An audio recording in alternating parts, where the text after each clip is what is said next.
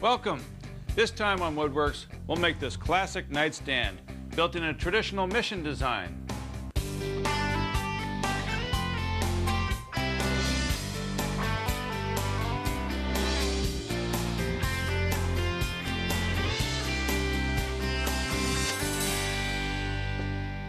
Hi, I'm D.Marks.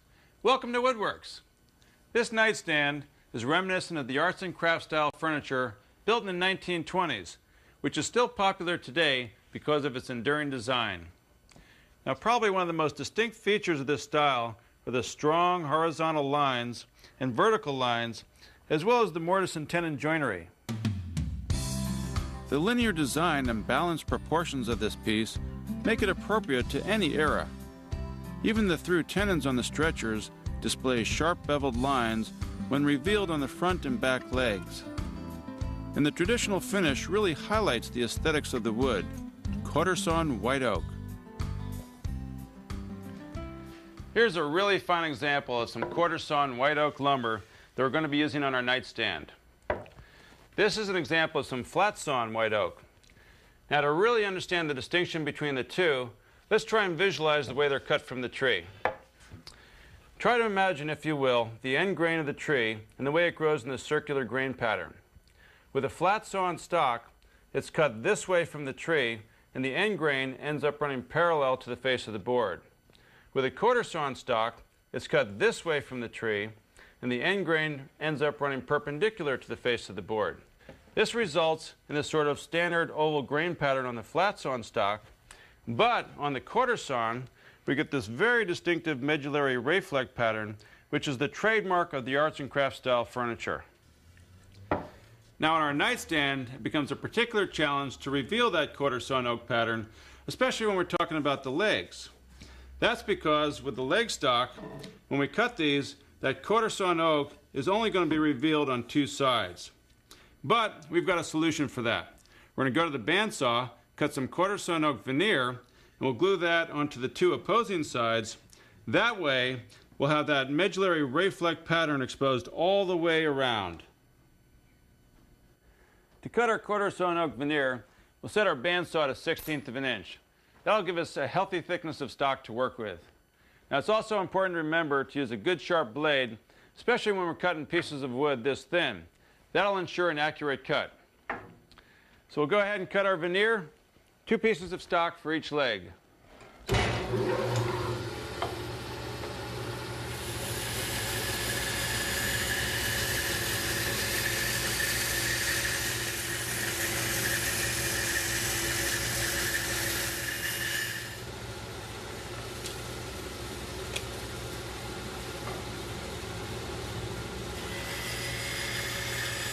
Once it's cut, we glue the veneer to our leg stock, trying to get a good grain match between the veneer and the patterns on each leg.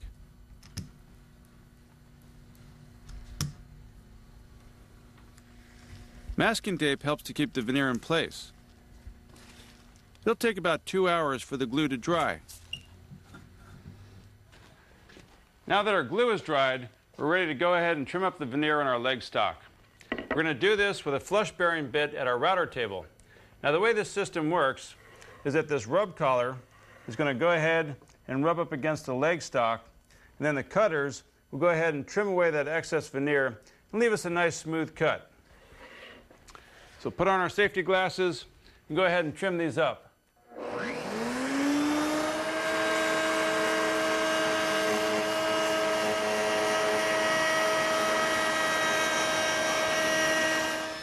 Next, we cross-cut the legs to length on the table saw in preparation for the joinery. We're getting ready to do the joinery on our legs. Now we're going to use a mortise and a tenon construction. On these rails and the aprons, we're going to use a concealed tenon. So on the leg stock, our mortises won't go all the way through. Now down here where the stretcher goes, we're going to use a through tenon. So the mortise goes all the way through front and back. That way it's going to show on the front and back of the nightstand and really add a nice decorative touch. So to cut all of our joinery, we're going to use this tool. This thing's called a multi-router. Now what's different about this is that the router is mounted horizontally. It's got some really nice attachments over here on the side that make it really easy to control our length, our width, and the depth of our mortise. So now that we're all set up, we're going to go ahead and cut our through mortises and our legs.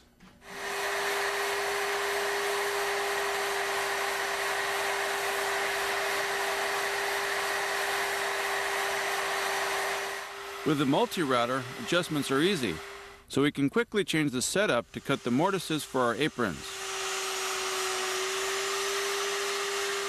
And then for the front rails for our drawer.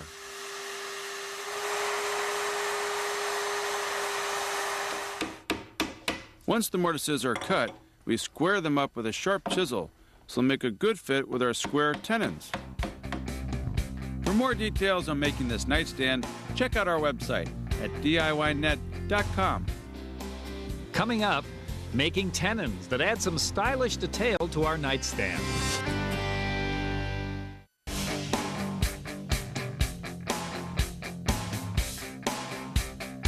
Welcome back. Our project this time is this arts and crafts style inspired nightstand. We've dressed up the legs with quarter sawn oak veneer and cut the mortises on our legs. Next, we'll complete the joinery by making the tenons. To do that, we'll use this tenoning jig and make the cuts here on the table saw. Now here's one of our aprons that we've already made some cuts on. We'll use this as an example to show you how this system works. Essentially, we clamp it into place, slide it over the blade, and that'll cut away one of our cheeks. We pull it back, unclamp it, and then we flip it, make another pass, and that'll cut the other side of our cheek. That's going to determine the thickness of our tenon. Now the beauty of this system is that we can use the same process to cut all of our rails and our aprons.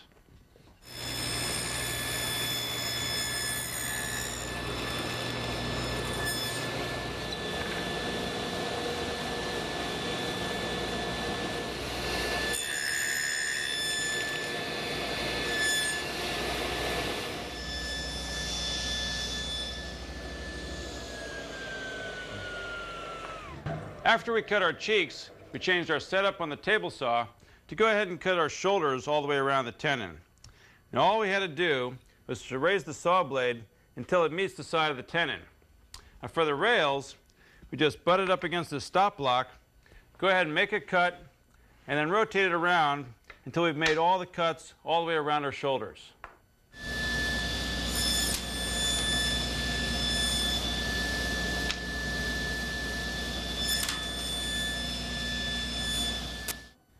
On the aprons, we want a deeper shoulder to add strength. For that, we raise the blade and cut a notch in the side of our stock. Then on the bandsaw, we cut out the notch, which gives us a shoulder deeper along the side of the tenon. For our stretchers, our tenons are going to need to be long enough to go through the front and the back leg. So what we'll need to do is go ahead and crank up our table saw blade to 2 1/8 of an inch high. This will give us the length we need for our tenons. Now the good news is that the thickness of our tenon gets to stay the same. So our tenoning jig gets to stay set up the same way.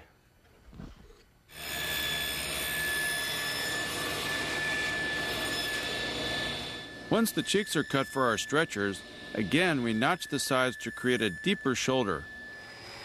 Then on the bandsaw, we cut away the notch to reveal our through tenons. One of the major design elements of our arts and crafts nightstand is going to be this exposed tenon on our stretchers. Now to be in keeping with the arts and crafts style, we're going to want to go ahead and put a bevel all the way around these edges. This would be a great time to do this. You know why? It's going to be a whole lot more difficult to do it after the table's glued up. So to accomplish this, we're going to use a bevel bit at the router table with a bearing on top. That way, we can go ahead and freehand this thing through here and get a nice subtle bevel all the way around our edges.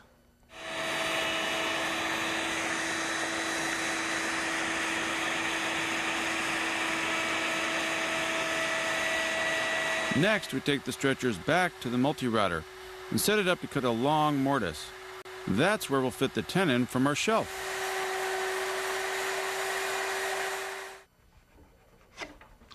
just checking the fit on our stretcher.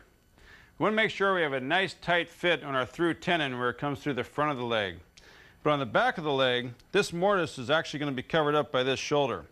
So it's important for the glue up to sort of pare this away a little bit so we're not fighting this thing. Now this can be easily accomplished with a nice sharp chisel. We'll just make some paring strokes here and take away a few shavings on the back side of the mortise.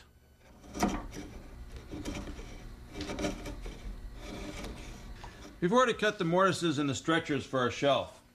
Now we've gone ahead and dry clamped the whole assembly together for our nightstand. This is a really good time to go ahead and take the measurements for our shelf. So when we make the cuts, we want to make sure it fits between the stretchers really nice and tight. Once the shelf is cut to length, we repeat the process we used earlier to cut the integral tenons.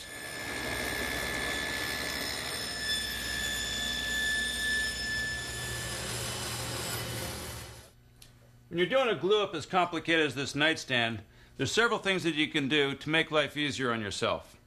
One of the things is to clearly mark your joinery so that there's no confusion and you know which joint goes where. Another thing is to go ahead and lay out all of your parts and pieces so all the assembly goes together real nicely.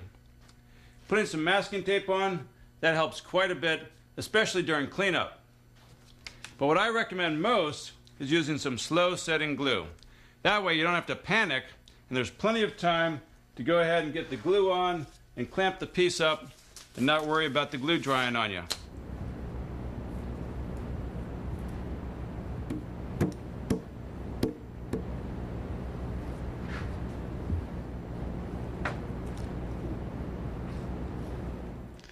If you're wondering how many clamps it takes to do a glue up, it's however many you need to pull the joints tight. When we return, making the drawer for our nightstand.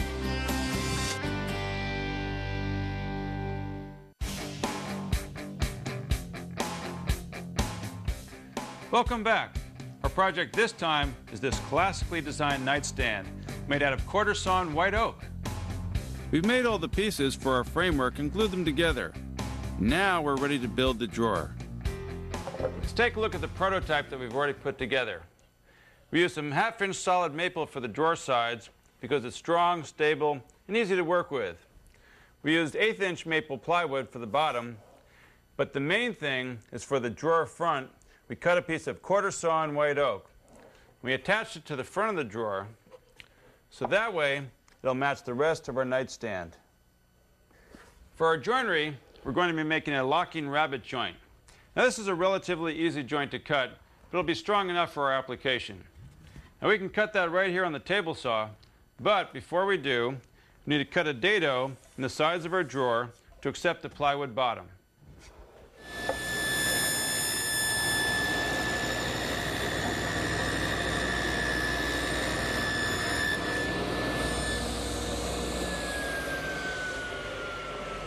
We're making the rabbet for our locking rabbet joints. We'll cut a rabbet in the front and back of our drawer stock. Now another way to think of this joint, it's like a tongue and a groove. By cutting away a rabbet, we've created our tongue. Now on the drawer side, we've got our groove.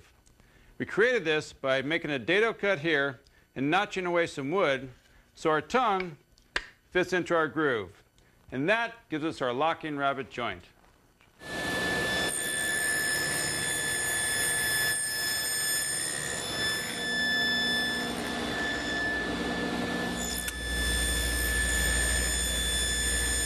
Once our joints are made and the bottom panel is cut, we can start gluing the drawer together. We're using some quick setting yellow glue to put our drawer together. Because the bottom is made of plywood, we don't have to worry about expansion or contraction. So we went ahead and glued it into our dado, and that'll just add some extra strength to the drawer bottom. Check this for square. Looks good. We'll give the glue a couple hours to dry, then we'll be all set. Our next piece we need to make for our arts and crafts nightstand is the top. We've already gone ahead and glued up 3 pieces of quarter sawn white oak to get the width that we need. Then we sanded them smooth, and now we're going to cut them to length and width on the table saw. After that, we'll take them to the router table and use an 1/8-inch radius bit to go ahead and soften these sharp edges.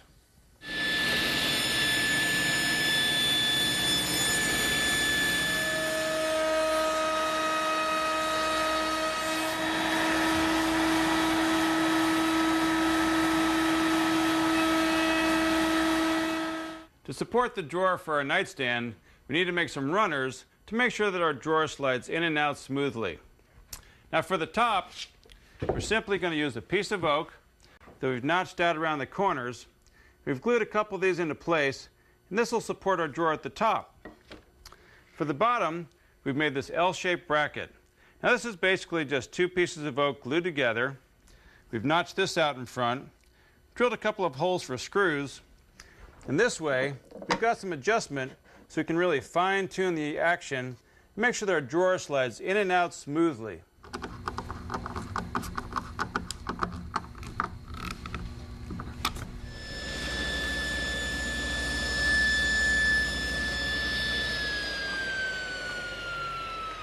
We're just finishing up trimming our drawer front to size. Now, we're going to go ahead and hold it in the opening here, make a little pencil mark. We can see that we need to trim off just a little bit more. Now what we're going for is a really snug fit. Ideally, what we'd like to see is about a 1/32 of an inch gap all the way around. Now an 1/8 of an inch would be considered too sloppy, and a 1/64 would be too tight.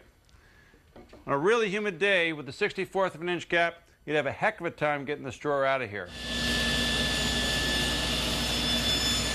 With the fit dialed in on the drawer front, we can soften the edges with some 220 grit sandpaper.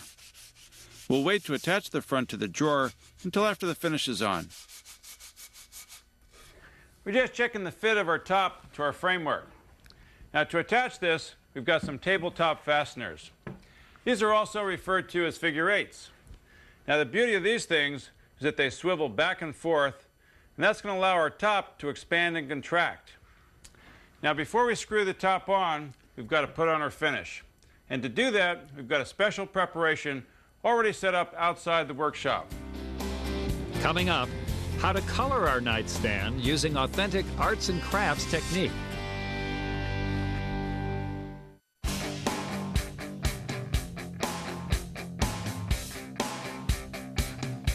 Welcome back.